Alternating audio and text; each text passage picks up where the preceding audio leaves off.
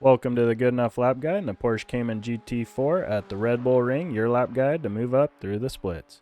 The purpose of this video is to give you guys a foundation that you can build a solid, consistent lap off of. Once you can run those solid, consistent laps, you get in the race with the goal to finish the race, you will move up through the splits. First, we'll talk about the track characteristics of the Red Bull Ring. It's a more modern track. It has elevation changes, a couple tight corners, a lot of fast flowing corners, and I think a lot of great opportunities to pass.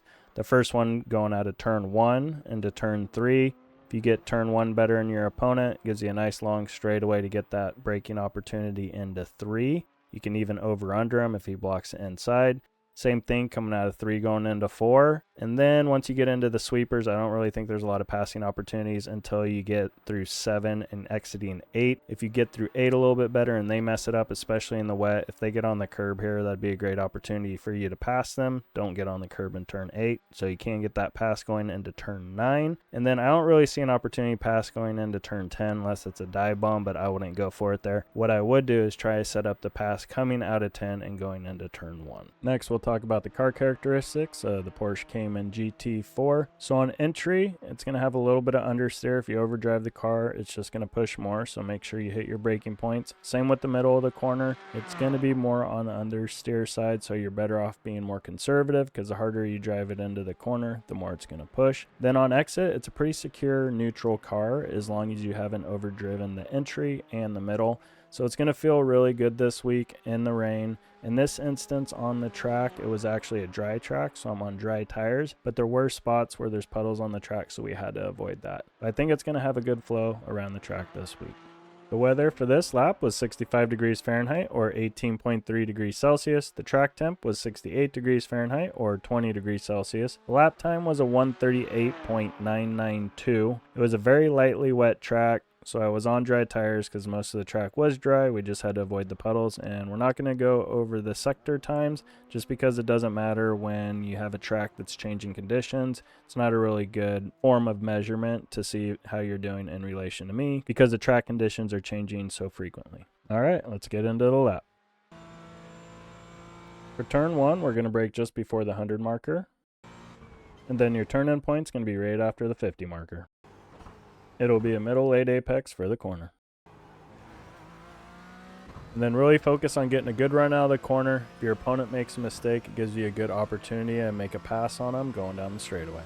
If you guys are enjoying this video, hit that thumbs up button. It helps out the channel and I appreciate it. For turn 3, we're going to brake before the 100 marker. Then our turn-in is going to be at the 50 marker. And then it'll be a middle apex for the corner. And then on exit, we can use up all the curb. I'm doing these lap guides every week, so subscribe so you can catch the next one when it comes out. On entry going into 4, just be careful of the puddle on the left. And then our braking point's going to be just past the 150 marker.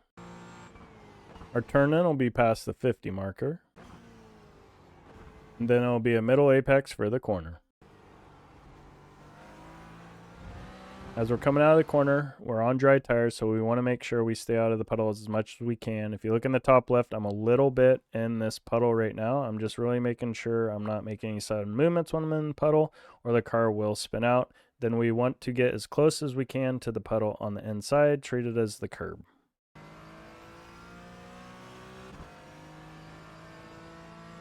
For turn 6, we're going to brake past the 100 marker, and then our turn-in will be past the 50 marker.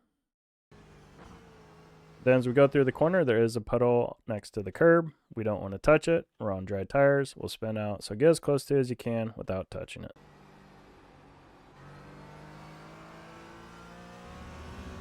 For turn 7, the braking point's going to be at the end of the curb. Now there is this puddle on the right and going across the track. It's in a very dangerous spot. It's as you begin your turn-in, so you want to go straight through that because you're just going to slide.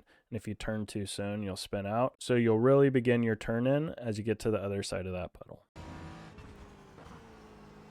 Once again, we got a puddle next to the curb, so treat it like the curb. Don't touch the puddle. As we're going through turn 8, I recommend staying off the curb. The curbs are super dangerous, especially on dry tires. Same thing with the exit, stay off the curb. For turn 9, your braking point is going to be before the 100 marker. And then your turn in will be past the 50 marker. And you can see there is this puddle on the left, so just be aware of stuff like that. You don't want to get in that when you're on the brakes and turning the wheel. You will spin out. There is a puddle along the curb going through turn 9, so just get as close as you can, but don't touch it. For turn 10, there's no obvious braking point, but this is where I brake. And then there is this puddle on the outside of the curb and at the end of the curb, actually where we're going to begin our turn in, so just be really careful of that. It'll be a middle late apex for the corner. And we just want to be really careful on exit that we don't get in any of this water on the left side of the track. And that's your good enough lap guide in the Porsche Cayman GT4 at the Red Bull Ring. If you guys enjoyed this video, hit that thumbs up button, subscribe. I'm doing these every week, and I'll catch you in the next one.